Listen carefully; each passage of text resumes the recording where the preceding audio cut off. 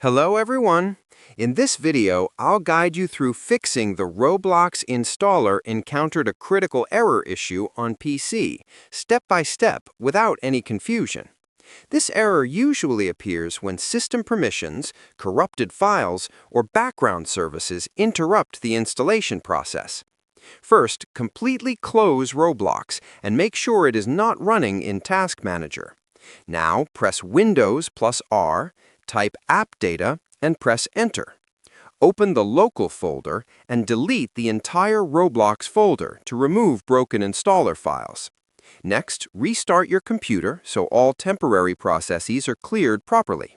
After rebooting, open your browser and download the Roblox installer again only from the official Roblox website to avoid corrupted setup files. Before running the installer, temporarily disable your antivirus and firewall because they sometimes block Roblox installation files silently. Now, right-click the Roblox installer and choose Run as Administrator to give it full permissions. While installing, avoid opening other heavy apps or games in the background. If the error still appears, press Windows plus R again, type Services, and make sure Windows Installer Service is running and set to Manual or Automatic. Also check Windows Update and install any pending updates because outdated system components can cause installation failures.